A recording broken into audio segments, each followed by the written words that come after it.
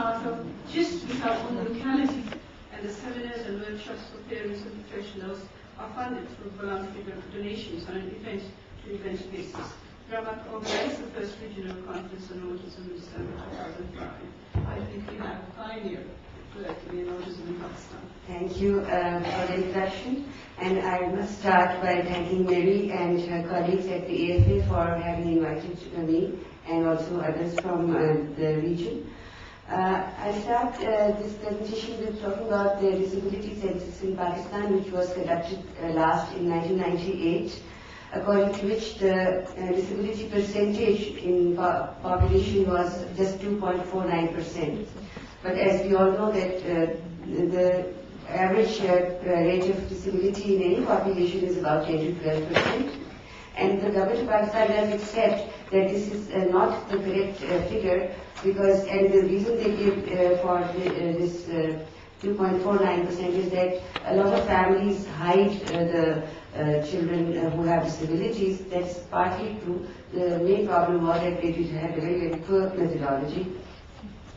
So out of this, even when we look at this 2.49% figure, you see that there were very crude categories for disabilities, as you can see, and even there you can see that the rate of was very, very high for the insane and the mentally challenged people.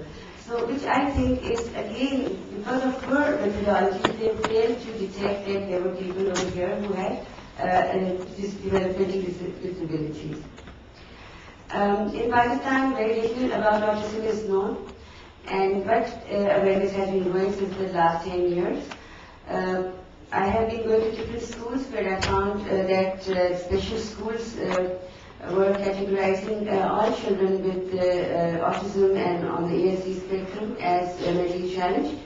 And we did some work, our NGO did some work with them, and we told them how they were not correctly diagnosing the children, and the children were not diagnosed. So for that, you see, we need to collect valid data. And of course, we have heard throughout yesterday that data collection is extremely important so that proper planning can be done. You can imagine that with 2.49% disabilities figure in Pakistan, the planning is definitely going to be extremely poor, and it is not going to reach or provide any people or provide services to the target population. So, yes, another important issue is society's perception of persons with autism and other disabilities. It is not just the stigma, it is also the loss of, an economic earning member of the family, and also the caregiver loses an opportunity to work and be of economic help. So in developing countries and poor countries, this is a very important concern, and that is why disability is looked upon with so much disfavor. I was going to the web and saw that Naveed, who's a 25-year-old young man with CP, said that unless each and every member of a society warms up to this debate, the situation will continue unabated. So we need to discuss disabilities in every forum. In 2001, a pioneering research work was conducted on the prevalence of autism. It was a very small group of very, very small target of 29 special schools in Lahore, and they found that the rate of prevalence was 6.31%.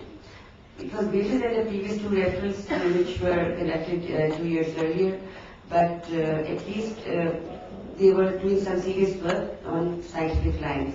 And they said, once the teachers also got in special schools got aware about the characteristics of the ASD spectrum, they then used to come to me and say, yes, could you come to our school? We think that we have found another child who may be on the ASD. So this kind of a study conducted within these special schools also helped the teachers. The study recommended setting up of separate schools or resource rooms for children with autism, and for implementation of computer-based learning, language therapy, relationship development intervention. Okay, I'd just like to talk a little bit about the National Policy for Disabled Persons 2001. It's not true. The policy was developed in 2002 based on the Mental Health Ordinance 2001. This was a very important landmark in Pakistan because this replaced the 1929 Lunacy Act. So a lot of work still needs to be done, but at least the first steps have been made. But there is still no recognition of developmental disorders in this ordinance. The national policy for persons with disabilities was developed based on the Vivaco Millennium Framework, and it has a national plan of action focusing on prevention, detection, education, vocational training, rehabilitation, employment, self-employment, and accessible barrier-free environment. And there's also a 2% quota in jobs for special persons,